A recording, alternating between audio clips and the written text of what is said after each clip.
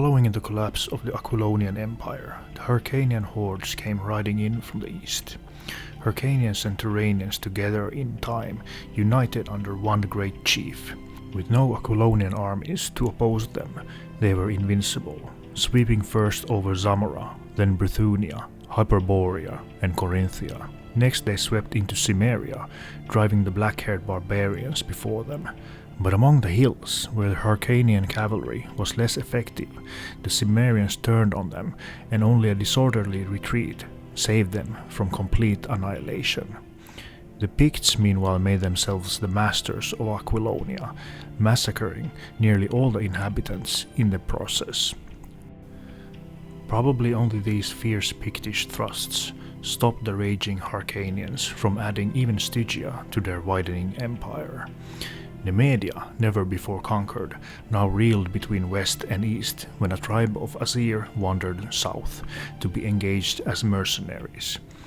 Meanwhile, the Pictish chief Gorm, whose ambition had begun the slaughter, was slain by Hjalmar, a chief of the Nemedian Aesir. 75 years had elapsed since he had first heard tales of the western lands from the lips of Arus, priest of Mitra, long enough for a man to live or a civilization to die. For a short age, Pict and Hyrkanian snarled at each other over the ruins of the world they had conquered. Then began the glacial ages, and many Nordic tribes were driven southward by the moving ice fields, driving kindred clans before them in turn.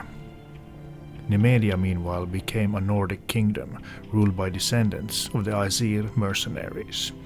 Pressed by the Nordic tides, the Cimmerians were on the march, destroying first Gondorland, then hewing their way through the Pictish hosts to defeat the Nordic Nemedians and sack some of their cities.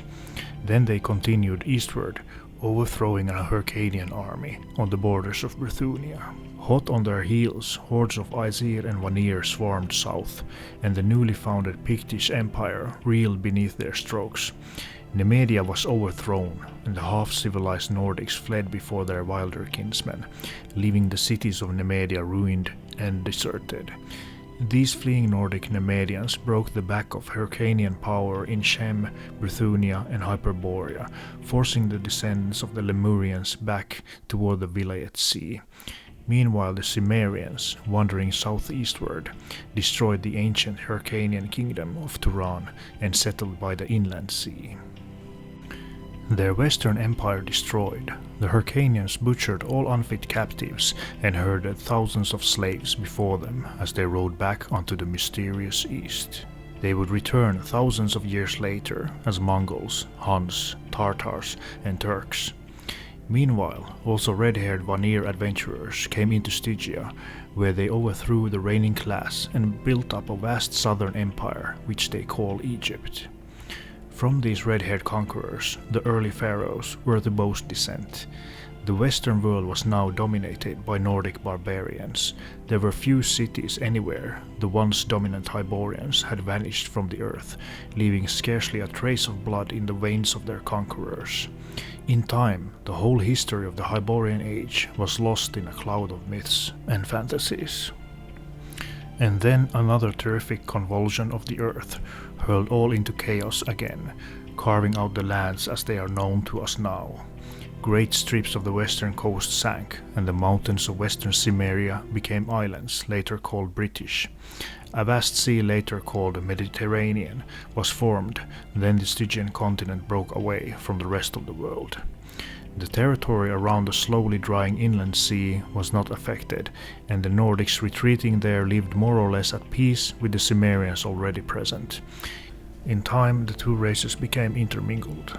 In the west, the remnants of the Picts, reduced to the status of Stone Age savages, possessed the land once more, till in a later age they were overthrown by the westward drift of the Cimmerians and Nordics. This drift resulted from a growing population, which thronged the steppes west of the inland sea, now known as the Caspian, and much reduced in size, to such an extent that the migration became an economic necessity, known now as Aryans. These tribes moved into the areas now occupied by India, Asia Minor and much of Europe. Some variations of these primitive sons of Ares are still recognized today, others have been long forgotten since. The Nemedians of Irish legendary were the Nemedian Aesir, while the later sea-roving Danes were the descendants of the Vanir. The blonde Achaeans, Gauls and Britons were descended from the pure-blooded Aesir. The Gaels, ancestors of Irish and Highland Scots, came of pure-blooded Cimmerian clans. The ancient Sumerians were of mixed Hyrkanian and Shemitish blood, while from the purer Shemites were descended both the Arabs and Israelites. The Hyrkanians, retreating to the eastern shores of the continent, evolved into the tribes later known as Huns, Mongols, Tartars and Turks before they bloodily re-entered Western history. The origins of the other races of the modern world may be similarly traced. In almost every case, older far than they realize, their history stretches back into the mists of the forgotten Hyborian Age. This ends the Robert E. Howard essay, The Hyborian Age Adaptation by Roy Thomas and Walt Simonson. Thank you for going on this journey with me, and I hope this has given you a good overview of the history of the fabled Hyborian Age that Conan lived in. It truly was an age undreamed of.